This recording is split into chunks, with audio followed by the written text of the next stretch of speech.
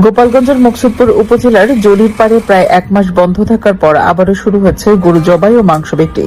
এতে স্বস্তি প্রকাশ করেছেন স্থানীয় মুসলমানরা।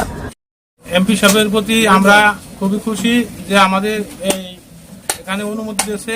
এর চেয়ে তো আর আমাকে বড় কিছু আশা করার নাই।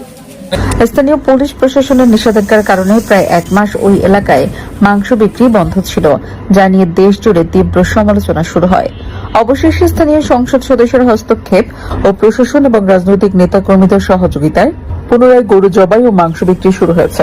স্থানীয়রা জানান, জলিরপাড় এলাকাটি হিন্দু অধ্যুষিত হওয়ায় আইন শৃঙ্খলা ও ধর্মীয় সংবেদনশীলতার অজুহাত দেখিয়ে পুলিশ প্রশাসন হঠাৎ করে গরু জবাই ও মাংস বিক্রি বন্ধ করে দেয়। প্রশাসনের এমন একতরফা সিদ্ধান্তে ক্ষোভে ফেটে পড়েন স্থানীয় মুসল্লি ও ব্যবসায়ীরা। এই খবর গণমাধ্যমে প্রকাশের পর দেশ জুড়ে শুরু হয় তুমুল সমালোচনা। বিষয়টি গণমাধ্যম ও সামাজিক যোগাযোগ মাধ্যমে ব্যাপক সমালোচনার জন্ম দিলে নজরে আসে গোপালগঞ্জ ১ আসনের সংসদ সদস্য মোহাম্মদ সেলিমুজ্জামানের। তিনি সংশ্লিষ্ট প্রশাসন ও স্থানীয় রাজনৈতিক নেতাকর্মীদের সাথে আলোচনা করেন এবং সমাধানের উদ্যোগ গ্রহণ করেন। পরবর্তীতে সংসদ সদস্যের হস্তক্ষেপ এবং জেলা পুলিশ সুপার ও স্থানীয় বিএনপি নেতাকর্মীদের সহযোগিতায় পুনরায় জলির পাড়ে গরু জবাই ও মাংস বিক্রি শুরু হয়।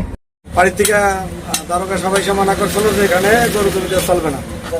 এই বিষয়ে এমপি সাহেব করেছে, তার নিয়ে ধন্যবাদ জানাই সেলিমুজ্জামান সেলিম ভাইকে। গরু জবাই নিয়ে যে একটা বিষয় হয়েছিল, এই গরু জবাইটা আলহামদুলিল্লাহ এখন চলতেছে, কোনো সমস্যা নাই।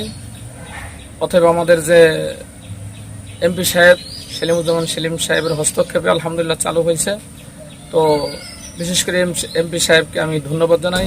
স্থানীয়দের দাবি, কোনো রাজনৈতিক বা ধর্মীয় অজুহাতে যেন ভবিষ্যতে আর কখনো এ ধরনের ঘটনা না ঘটে। সকল সম্প্রদায়ের মানুষ পারস্পরিক সম্প্রীতি বজায় রেখে বসবাস করতে পারেন, এমনটাই প্রত্যাশা তাদের।